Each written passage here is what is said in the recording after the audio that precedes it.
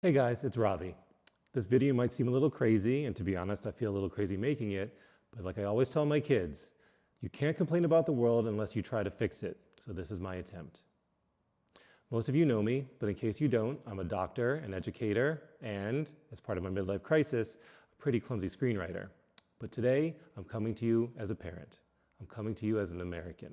I'm coming to you ultimately as a fellow human being. Oh, and by the way, if you're worried about that baby I'm holding like a football, well, here we are a few months ago raising money for 9/11 first responders by climbing every step of the Freedom Tower. So don't worry, she's fine, we're fine, I think. Anyway, I don't have to tell you that our democracy is broken. Anonymous money buys political ads on for-profit platforms that push extreme content. This persuades people to elect the most extreme candidates. These candidates, in turn, gerrymander their districts for their party, and now the only way someone new can win a seat is by becoming even more extreme, and so on, and so on, and so on. Why do I bring this up? Well, a team of researchers, people smarter than me, low bar, I get it, have concluded that this, a declining democracy where elections are free but not necessarily fair, this is the first of two main predictors of civil war.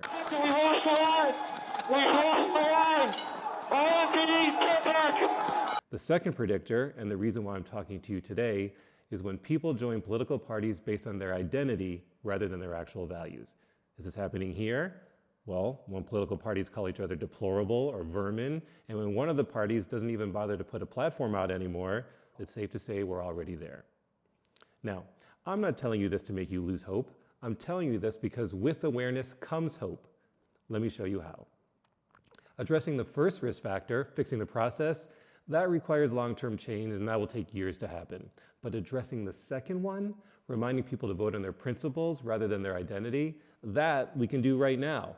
In fact, some people already are. In 2019, a group of principled Americans gathered from around the country to form a new home for the center-right. That group is called Principles First. Principles First has 15 core values. 1, integrity matters. 2, every person has worth. 3, facts are non-negotiable. 4, the rule of law is paramount. 5, government is limited. 6, there needs to be separation of powers. 7, close government is most accountable. 8, people reach their potential when free. 9, free markets deliver prosperity. 10, equality of opportunity, not outcomes. 11, government must responsibly steward resources for the next generation. 12, the state should not be the primary culture engine. 13, strong families are the foundation of society. 14, sovereignty is critical to self-government. And 15, America's role in the world is important.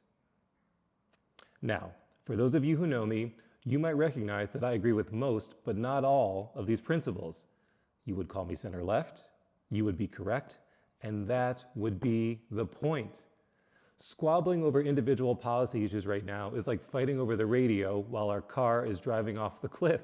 I do not want to pull a Thelma and Louise. I do not see myself as a Thelma.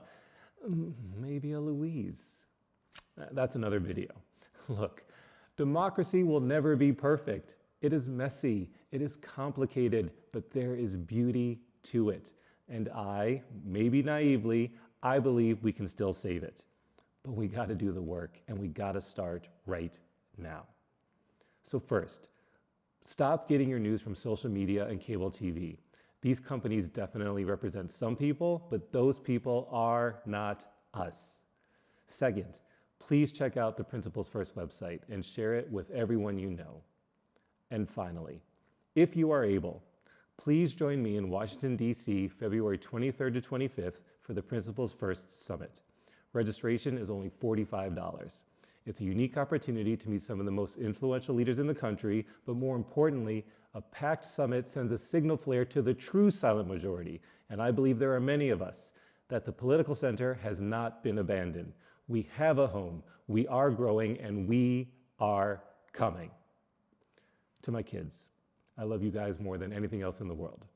Like I always tell you, complaining without working is simply whining. So I want you to know, Dad's trying. And to everyone else, thank you for listening. Please register and vote, especially in the primaries. Nothing has been decided. We can still turn this thing around. All we have to do is vote, and when we do, make sure we vote with our principles first. Thank you. Should I be recording that?